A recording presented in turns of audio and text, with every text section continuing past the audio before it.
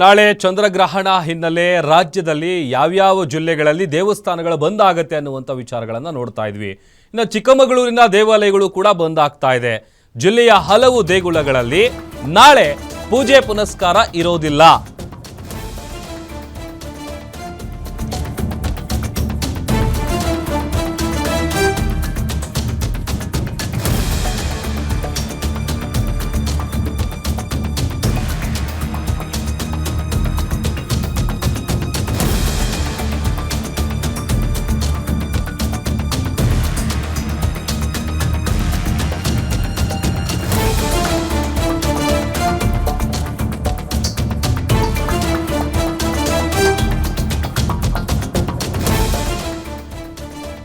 ಚಿಕ್ಕಮಗಳೂರು ಜಿಲ್ಲೆಯ ಭಾಗದಲ್ಲಿರುವಂತಹ ಹಲವು ದೇಗುಲಗಳಲ್ಲಿ ನಾಳೆ ಪೂಜೆ ಇರೋದಿಲ್ಲ. ಗ್ರಹಣ ಮುಗಿದ ನಂತರ ದೇವಾಲಯ ಶುದ್ಧೀಕರಣ ಮಾಡಲಾಗುತ್ತೆ.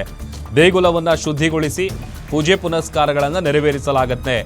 ಗ್ಯಾರಂಟಿ ನ್ಯೂಸ್ಗೆ ವಸಂತ ಪರಮೇಶ್ವರಿ ದೇಗುಲ ಅರ್ಚಕರು ಮಾಹಿತಿಯನ್ನ ಕೊಟ್ಟಿದ್ದಾರೆ. ದೇವಾಲಯದ ಪ್ರಧಾನ ಅರ್ಚಕ ದತ್ತಾತ್ರೇಯ ಅವರು ಕೂಡ ಈ ವಿಚಾರವಾಗಿ ಮಾಹಿತಿ ಕೊಟ್ಟಿದ್ದಾರೆ. ಮೂಡಿಗೆರೆ ತಾಲೂಕಿನ ಅಂಗಡಿ ಗ್ರಾಮದಲ್ಲಿರುವಂತಹ ದೇವಾಲಯ ಇದು.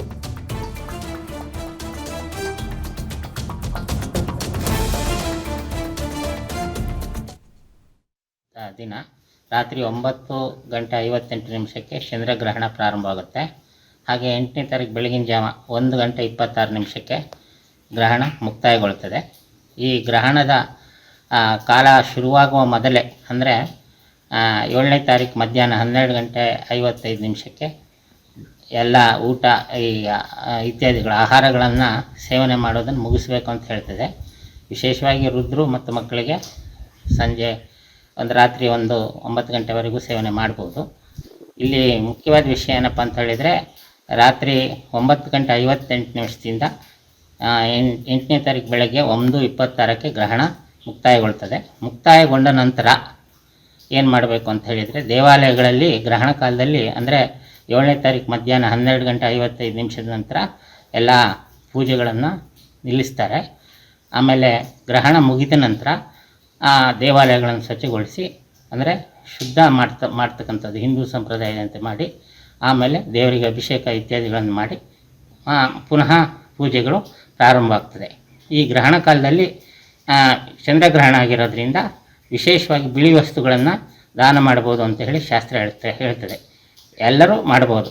ಅಂದರೆ ಅಕ್ಕಿ, ಬಿಳಿ ಬಟ್ಟೆ ಹಾಗೂ ಹಾಲು ಇಂಥವುಗಳನ್ನು ದಾನವಾಗಿ ಕೊಡ್ಬೋದು ಅಂತೇಳಿ ಹೇಳ್ತದೆ.